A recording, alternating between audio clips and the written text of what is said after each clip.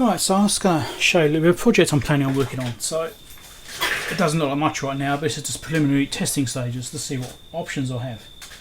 Now, basically what I want to do is I want to make a capacitor leakage tester, right? Or even you could use it on other components as well, okay, such as transistors and stuff. The idea came to me when I was working on the Fluke 5200, where the amplifier was breaking down at high voltage. Transistor tester wouldn't show a problem, but it was definitely breaking down at high voltage. Without any way of actually testing that, it was a problem. Okay, and the same thing for capacitors. You may be able to test a capacitor; it's just okay on like a DER 5000 or whatever. You know, one of these things, not a problem. It might test fine, but it will break down at a high voltage, and that's when you get issues. Okay, so that can happen. So I've been thinking about this project for a while now, and finally started to actually put some effort into actually trying to do something about it. Now, what I've got here is a transformer. Right, this is a 240 volt transformer, and it's multi-tapped, and it goes from 0 volts, obviously, to it does 6 volts, 9 volts, 12, and 15 volt output. Right, multi-tap, roughly thereabouts, you know. And I've got a smaller transformer here, which is a 6.3 volt, well rather a 12.6 volt multi-tap, well center tap. So that's plus or minus 6.3 volts, or 12.6 if you go across the whole winding.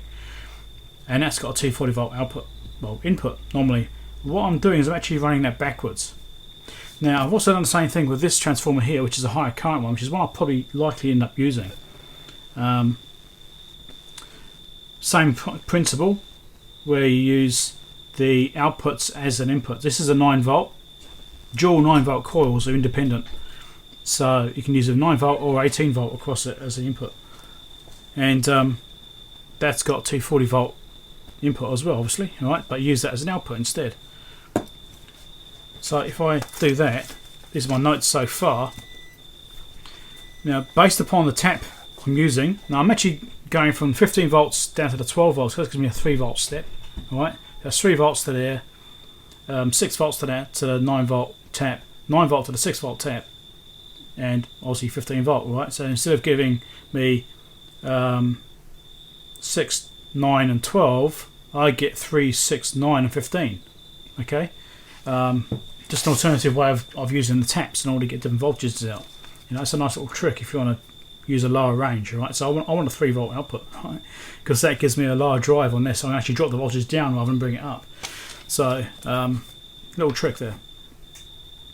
Now, depending on which tap I'm using, this is actually, these ones here, these notes are based upon this transformer, and these notes here, the notes are based upon this transformer, and either the 6.3 volt winding or the 12.6 winding.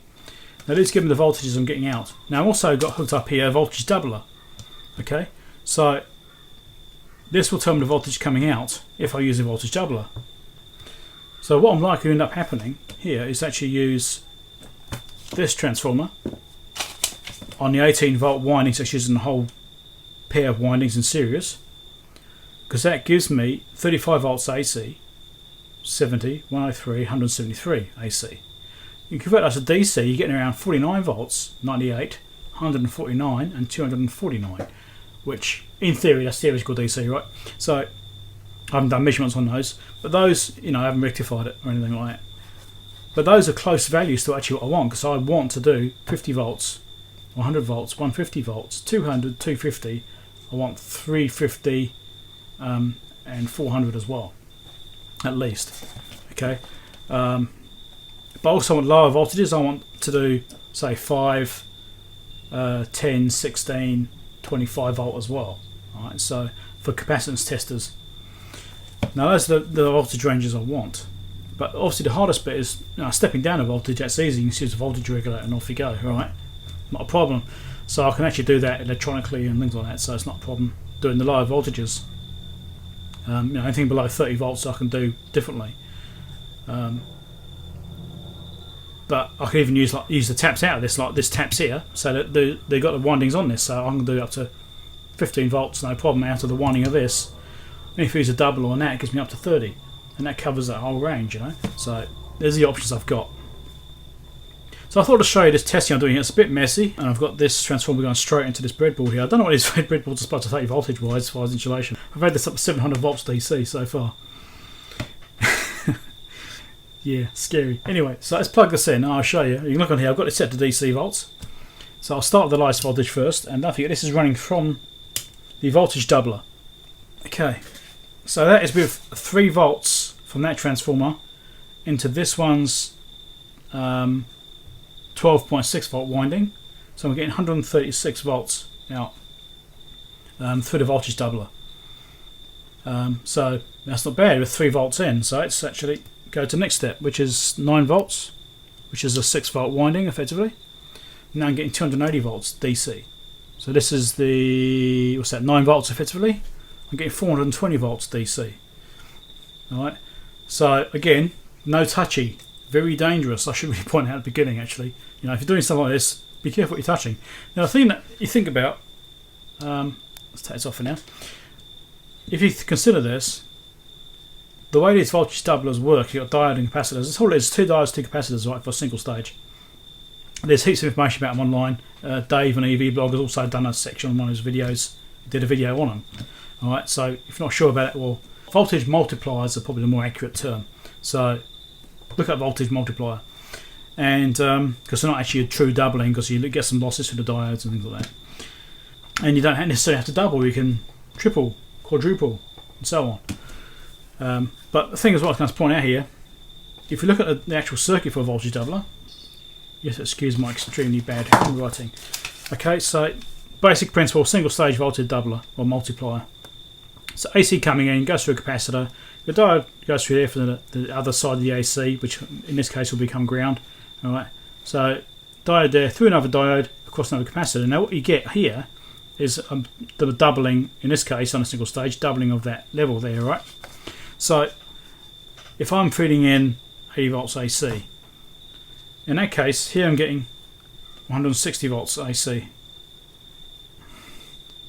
So if you think about that, effectively across here is 160 volts.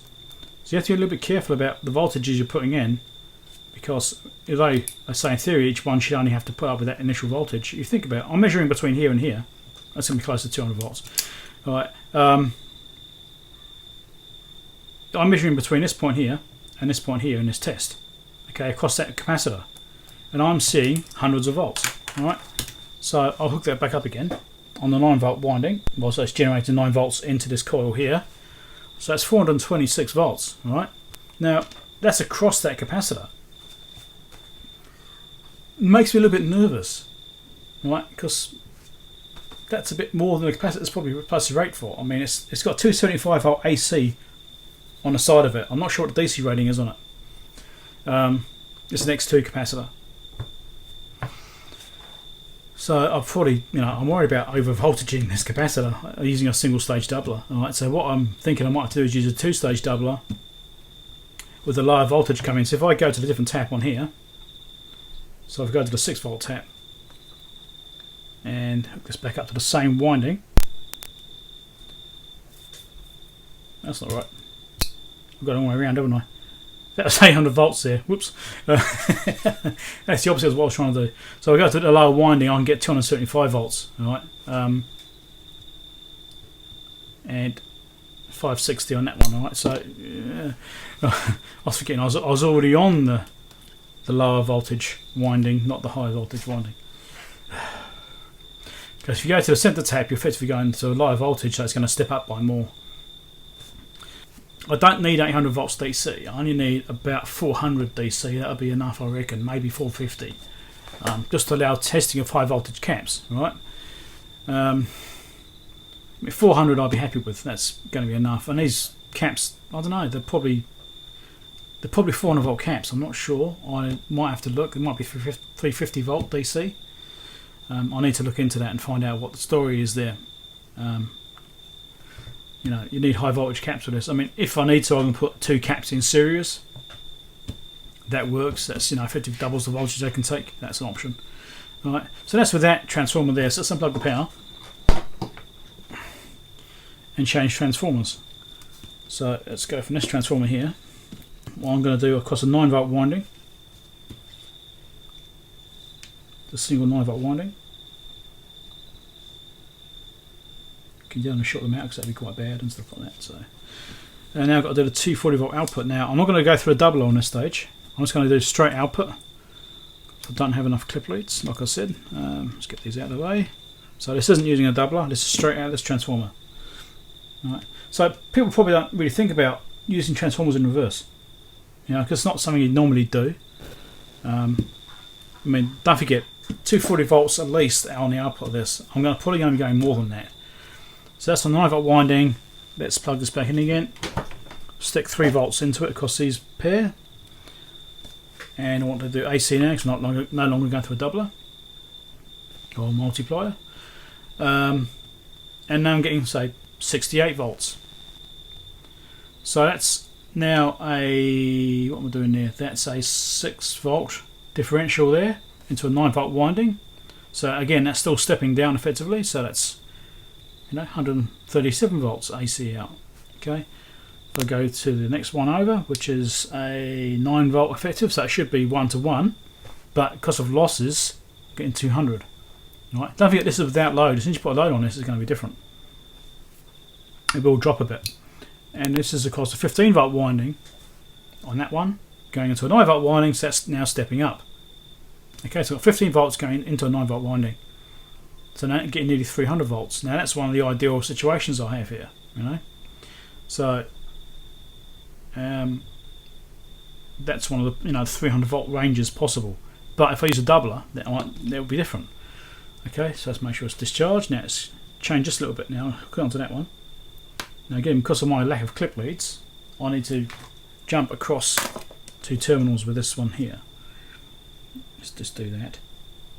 Reason for this is then to join the 2 windings in series. I must do it sole basis like I did before.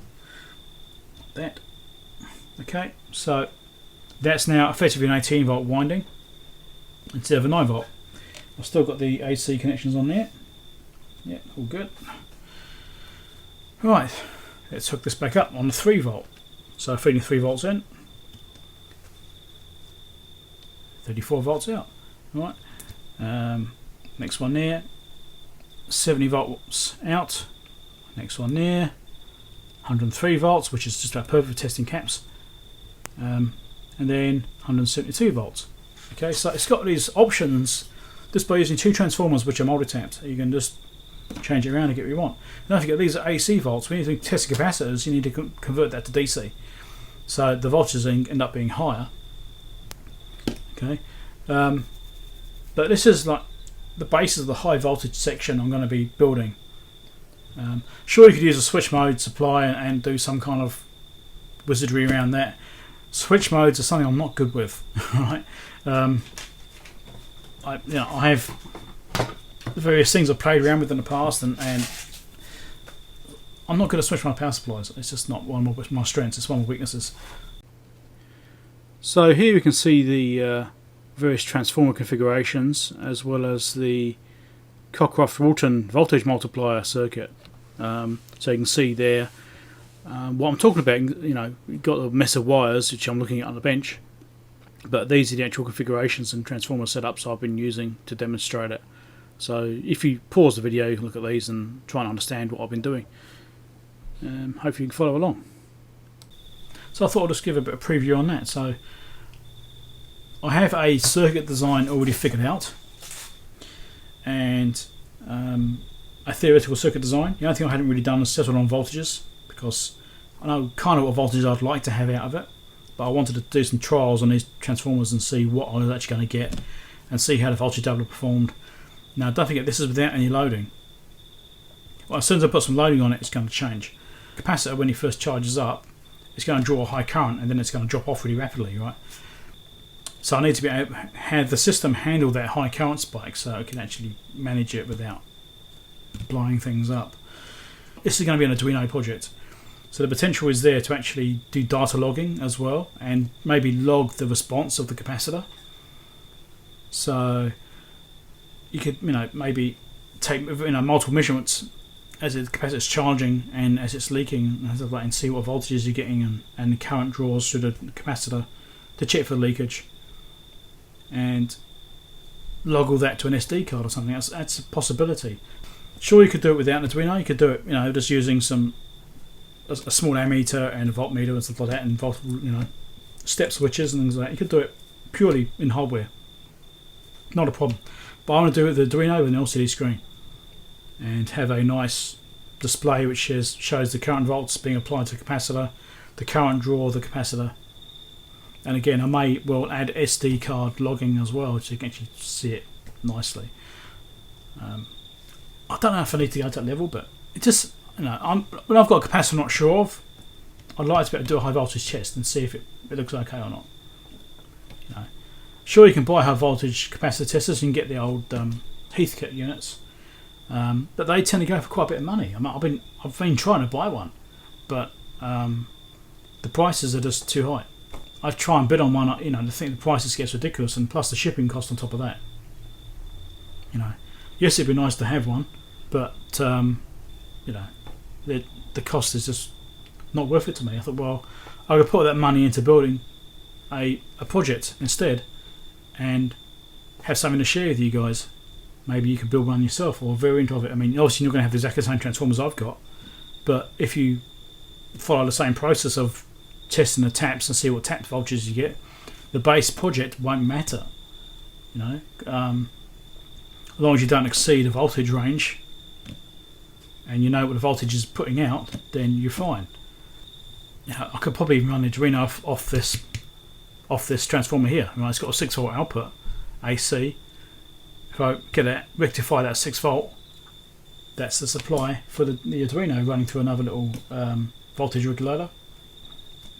Or I might even just do a separate transformer for that and just keep it completely isolated, so that it's not related at all. But then I've still got to link the earth terminals, this transformer system, to the Arduino that has to share a common earth. So that's one of the drawbacks that it needs, because it's got to measure the resistance across, voltage drop across a resistor in order to know the current drop. And so therefore it needs to share an earth in that regard. I'm going to share this project with you, but obviously it's going to be a long process, I think. I've also been contacted by JLCPCB, as you may have seen them sponsoring other people's videos, and they've contacted me asking to sponsor one of mine and offer a free PCB service. So that's likely to happen. We'll see how we go. If I do use that service, it'll be for this project and I'll get a PCB made for it. And if I do that, I'll probably share the Gerber files as the like with everyone as well. But it depends on what I end up making and if it looks like it's transferable to other people. It likely will be. I'm going to try and keep it that way so other people can build this project as well. I'm not completely settled on what I'm doing. I've got a really good idea what I want to do. I've all theoretical. This is the first practical testing I've done, and the practical testing so far has been fine. Again, I don't know how it's going to handle a load. I may need bigger transformers. So anyway, okay, that's enough waffling. So give us a thumbs up if you like the idea. This is potentially going to be a cheap capacitor tester, DIY with an Arduino and an LCD display. Bit of a step up from a Heathkit valve job. In theory, it's modernising. If you want to buy a capacitor tester that does this sort of thing, they're really expensive. Even like a new one, you can get new ones, but they're thousands of dollars. I'm going to make one. Shut up.